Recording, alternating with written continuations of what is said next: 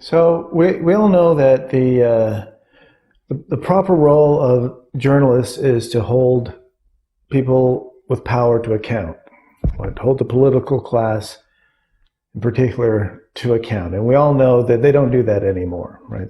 They don't see that as their job anymore. For most media organisations, access to power is far more important than holding power to account. Careers depend on towing the line. Balance sheets demand a constant churn of stories, stories which are recycled from official statements, press releases, social media, anywhere but out in the world, anything but upset the status quo. And Nick Davis described this in 2008 as the mass production of ignorance. 14 years later, it's way worse now. So if we want to hold ourselves as the defenders of media freedom, we have to recognise that our mainstream media is anything but free. It's a water carrier for political and corporate power, dedicated to enforcing the demands of global capital. But I would like to see somebody hold journalists to account, because this seems to be a huge part of the problem.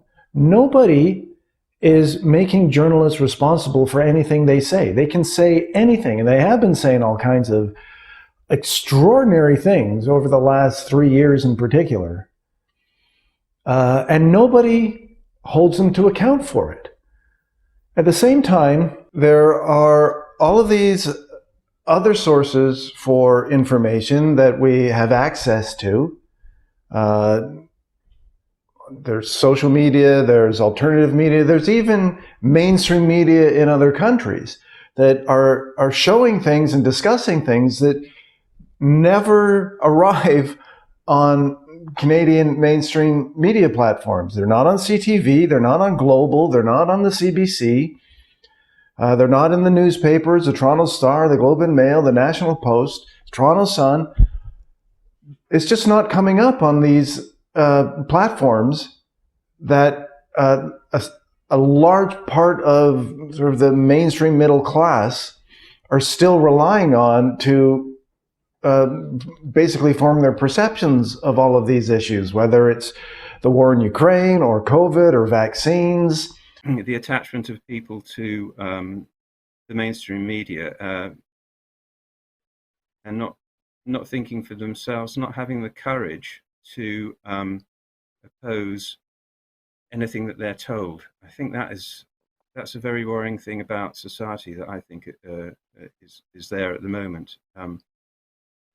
They've gathered their opinions from that mainstream media. They think within the bounds that media allows, and they don't think outside those bounds. And if anyone thinks outside that, then it's dangerous. They're fearful of that. They're fearful of people who think outside those limits.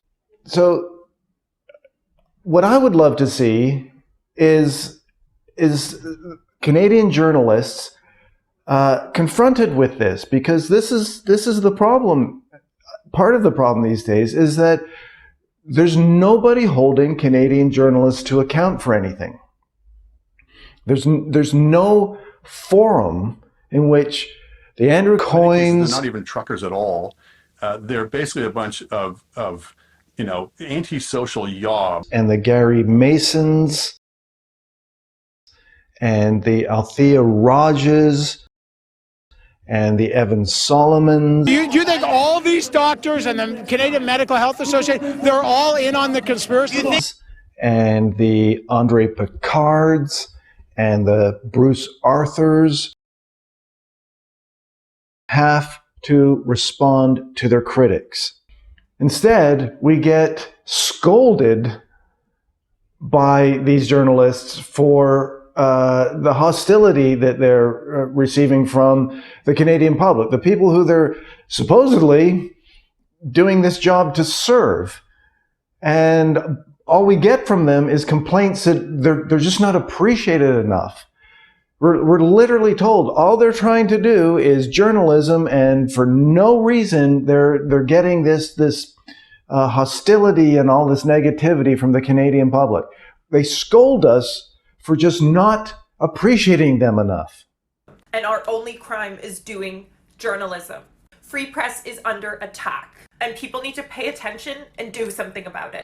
And this is part of this kind of whiny pushback against the hostility that they find themselves on the receiving end of at the moment from the public. You know, this supposedly completely inexplicable, unjustified hostility from an ungrateful public who is just too unsophisticated to appreciate the necessity of a free press to a liberal democracy. Right? This is sort of the narrative that the mainstream media creates about themselves. If there's any hostility towards us, it can't be anything we're doing. It has to be there's something wrong with the people who we're supposedly serving with our product. They're the only industry who can get away with this, presumably because they don't rely on the public to be patrons for their product. They rely on government to subsidize their product, and then that is put out to a public who has less and less interest in what they're doing and less trust in what they're doing. Why is this so rancid? Utterly, utterly rancid and corrupt. Because in this country, your media, your mainstream media, is funded by the government. A totally corrupted system. In 2018, election year, coincidence, the Canadian media is given $595 million over 5 years. The Toronto Star estimated it was going to be getting $3 million from the government in the first half of the year. It went on and on. But this, in a developed liberal democracy like Canada, is a disgrace. We're not saying don't read the mainstream media. We're just saying don't trust them. And yet, all they do is complain about how underappreciated they are. So, in an ideal world, there would be some kind of mechanism in place where journalists are put in a position where they have to account for what they say and how they use their exclusive access to the mass media to shape public perception. I mean, these people, they have extraordinary power. And it's a bit worrisome because, by and large, they seem to be not particularly impressive individuals. And yet they've been given this extraordinary power to influence millions of people. And so I would like to see them account for some of this stuff. I'd like to see, for instance, take any issue, take the war in Ukraine. So someone like Andrew Coyne, an establishment Canadian journalist as you can get, he's one of the biggest cheerleaders for this war and for expanding it and increasing Western involvement in it. And the whole official narrative, right? This whole official narrative from the media that just happens to be indistinguishable from the narrative of the Western political elites who are pushing for ever increasing involvement and escalation of the war. Pure coincidence? I don't know what that is. But what I would like to be able to do is to have some kind of public forum in which someone like Andrew Coyne was confronted with his own absolutely uncritical cheerleading for Zelensky, and Zelensky's the equivalent of Churchill, and Putin is the equivalent of Hitler, and this is like somehow an analog to that situation. I mean, he's literally made that comparison in this piece that he put out, where he's literally comparing anyone who would call for peace to be imposed in this situation with Neville Chamberlain or someone. That this is the equivalent of trying to appease Hitler, trying to get an end to this war in Ukraine. It's just shallow, high school level fallacious argument. So I'd like to see Andrew Coyne, for instance, held to account for this, to when he is singing the praises of Zelensky as some kind of heroic, noble figure. And this is all about, this is all very noble, and this is all very virtuous. I'd like to have him in a forum, a public forum, where, you know, we would show him like these images of what's purportedly soldiers, Ukrainian soldiers, tying citizens to posts, wrapping them to posts in cellophane, and taking their pants down and humiliating them and leaving them there because they were supposedly sympathetic towards the Russians, if it's in the Donbass region, where they weren't helping the Ukrainian forces, or they were opposed to the Azov forces. I'd like him to have to address this publicly. Ukraine needs all the help it can get, and all believers in democracy and freedom, I hate to put it so baldly, should be coming to its assistance. And it may be the purpose of asking for the no-fly zone is not in the expectation that you'll get it, but that you'll be able to pull everybody up to at least close to that bar. And by the force of your moral example. I mean, these speeches that he's been making are remarkable, particularly for the way in which he speaks. I've not seen a politician or a national leader speak in quite the same way, except perhaps Václav Havel, in terms of the directness, the moral clarity, the simplicity, the concreteness. What is this, Andrew? What are we looking at here? Is this not real? And if this is real, then why aren't you talking about it? Why isn't someone in the media who is so invested in the war in Ukraine talking about this? Is this not something that the Canadian public should be seeing? To have some sense of who's the good guys and the bad guys in this? What are we really supporting here? Right, but we're not seeing this. We're not being shown this. It's not being discussed. You know, and if it's popping up on my Twitter feed, then it's popping up on their Twitter feed. They're all seeing this. They must be. So if they're not showing this to the Canadian public, if you're not seeing this on your mainstream Canadian media, there's only one explanation for it, is that the journalists are choosing to keep it from Canadians because if they know if they show this to the Canadian public, then Canadians might develop an attitude about Canada's role in the war that is contrary to the agenda of the political establishment, an agenda which Canadian journalists support and buy into. And here's the thing, Canadian journalists, that's not your job. That's not doing journalism. That's not just, we're just trying to inform the public. No, that's the opposite of that. That's trying to control the narrative that's projected at the public so that they don't come away with conclusions that you don't want them to have. Because you want your friends in the political establishment to be able to pursue their agenda. There's no other explanation for this. And it's the same with the COVID stuff and the vaccine stuff.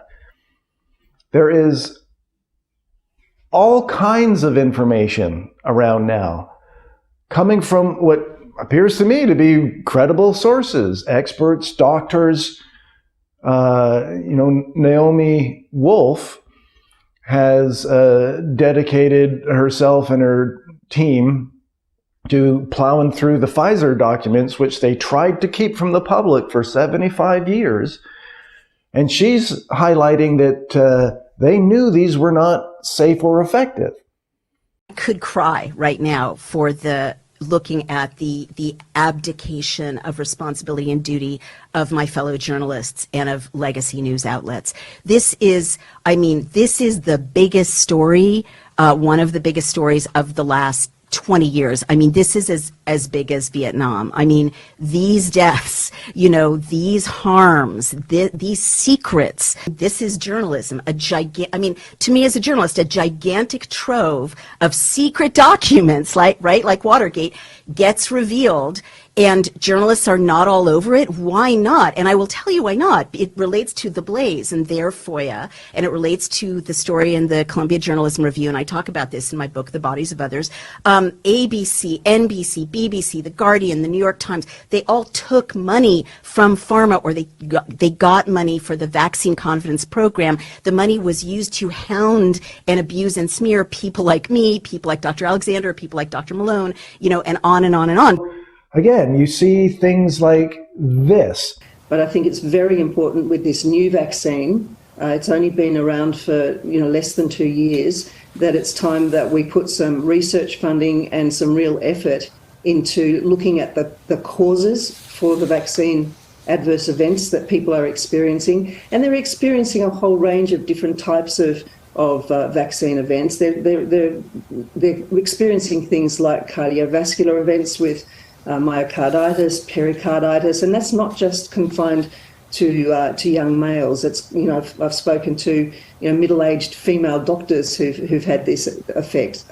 It's people who have rheumatological side effects, so they have musculoskeletal and joint pain. I've spoken to people who've had cardiological side effects. It's a whole range of different groups of people who've had neurological side effects, for example. So we're looking at immune system problems with people with reactivation of autoimmune disease. So with this large spectrum of side effects. And things like this. My name is Dr. David Cartland. As a GP and a father, I'm astounded and angry that this vaccine has been rolled out to younger and younger cohorts and has recently been authorised for use in the 6-month-old baby to 5-year-old child category. The adverse events data is unprecedented and stacking up week by week in systems that are likely underreported, such as the VAR system and yellow card system. Medicine is all about safety, and given the huge safety signals that the mRNA injections are giving off, we need to stop these shots immediately, pending urgent investigation. And you see things like this. A reason to be concerned about cardiac disease risk as a result of vaccination, and this needs to be investigated. So the reasons for concern are as follows. First of all, there was a paper that showed people who had been vaccinated had higher scores on risk factors that lead to coronary artery disease. Secondly, there was a study that came out of Israel showing a 25% increase in cardiac arrest and coronary syndromes in 16 to 39-year-olds. We saw in England of 14,000 more cardiac arrests in 2021 than there were in 2020. We've seen a rise in cardiac excess deaths, which has happened since the beginning of the vaccine rollout and continues now with no other explanation for them. We've seen post-mortem studies that have linked vaccine to such cardiac deaths, including one where vaccine-induced spike protein was present in the muscle of the heart, and another where there was vaccine-induced inflammation of the arteries of the heart that caused death in somebody 4 months after their last dose. We've also had a problem with data not being shared. And one concern I have is that the Office of National Statistics were producing regularly data on deaths by vaccination status, but have produced nothing since May 2022. Finally, you may have heard the claim that 20 million lives have been saved by these vaccines, but that does not stand up to scrutiny. It is another fantasy based yet again on modelling that bears no relation to the real world data. So it's time to stop these shots and start an investigation into these cardiac excess deaths. And you see things like this. My name is Dr. Dean Patterson. I am a consultant, general physician, and cardiologist. Since the COVID-19 vaccines have been launched, I've noticed an increasing signal of both myocarditis and myocardial injury. In conjunction with this, I've noticed an increasing signal of thrombosis and other serious adverse events. Prior to the vaccine rollout, I didn't witness any evidence of myocarditis in relation to the COVID infection itself. In light of my serious concerns, I believe we should halt the rollout of the vaccination program and perform a thorough investigation into the serious adverse events. After all, the preliminary studies that have been done in these vaccines are yet to be completed in 2023. At present, we're seeing a wave of non-COVID excess mortality, which brings me to my conclusion that there is serious harm in association with the vaccine rollout. And until proven otherwise, these vaccines are not safe. And you see things like this. If you would come to me, say you're in your 50s, and you say, Dr. Malhotra, tell me about, I'm not sure about whether to take this drug or this vaccine, and I wouldn't be black and white. I would say, okay, well, the data tells us that the benefit for you taking it and preventing you dying from COVID is 1 in 2,000. You'd be like, what are the harms? Well, based upon the best quality evidence, Pfizer and Moderna's own trial data, randomized controlled trial data, the risk of a serious adverse event from the vaccine for you, disability, life-changing, hospitalization, right, is at least 1 in 800. Now, Jan, if I gave you that information in that way, everyone's different. Is that something you're going to be very keen to take, that vaccine? You know the answer. Absolutely right. not. Absolutely. Yeah. So this information was never conveyed to the public, even though we have that information now. And that's what I attempted to do with the paper, is actually break it down for people. Not saying the vaccine doesn't work or the vaccine's great. It's like, what is the actual benefit of the vaccine and what are the known harms based upon the best quality data, not speculation. I'm not seeing Andre Picard, the health reporter from the Globe and Mail, shining a light on this and presenting this to the Canadian public. I wrote a column early in the pandemic, which got a lot of attention and literally millions of hits saying, we have to shut down society. We have to have the lockdown. And, when you say something like that, you put yourself out there. If that's a mistake, then you worry that you've done something horrible.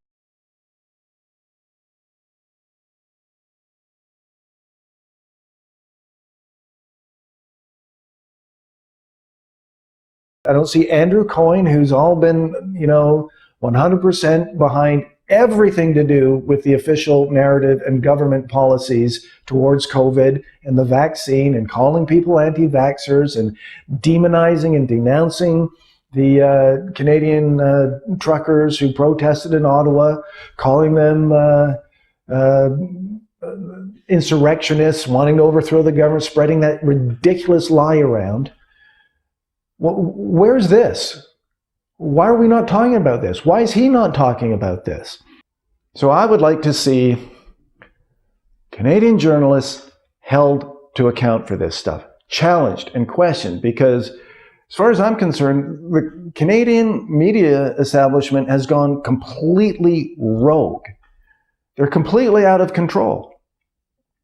When you can have seasoned mainstream journalists like Gary Mason and so many others using their privileged access to the mass media to single out a particular group of Canadians for month after month after month, to single a particular group of Canadians out and to target them for calling for them to be denied health care, calling for them to not have their rights defended, calling for the government to persecute them and to impose consequences on them. None of this is normal.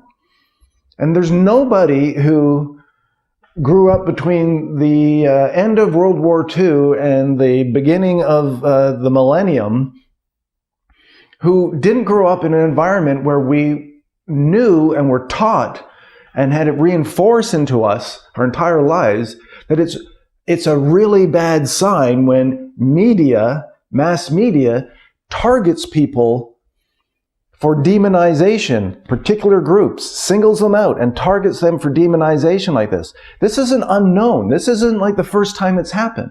And yet it happened again. And nobody is held to account for any of this. Nobody has to answer for it. Someone should have to answer for this. And we don't see it. We don't see it with the Canadian media. They can get away with all of this stuff. And then it's just sort of forgotten and bypassed. Well, if this is the situation where the people in the Canadian media can do this without any kind of consequence whatsoever, then until you're put in the position where you account for this, then don't ask the Canadian public for sympathy about how hard done by you are and how you're just trying to do your jobs, because it ain't coming, right? Canadians, average Canadians, are not the unsophisticated troglodytes that the Canadian mainstream media would have you believe they are to explain the hostility and the disdain that they are receiving, right? The alternative perspective, which Canadian journalists don't have the honesty or they don't have the sophistication to look at, is the less flattering alternative explanation. That it's not that Canadians are unsophisticated and don't appreciate good journalism, is that the reason you're getting this kind of blowback from the Canadian public is because they do value good journalism. Because the average Canadian has a very sophisticated appreciation of the role of an honest, objective, nonpartisan media in a liberal democracy. And the reason they resent the current media in Canada is because they see they're not getting that. And they feel betrayed by an institution in their country which they want to be able to trust. They want to be able to hold the Canadian media in high esteem. But they see what's going on. They see that you guys don't deserve it. You guys aren't doing your job. And our only crime is doing journalism. And then the last thing I'll say is I have never been so goddamn grateful for Zoloft. And I think that we should all be really open about that. This is going to get ugly. Never okay.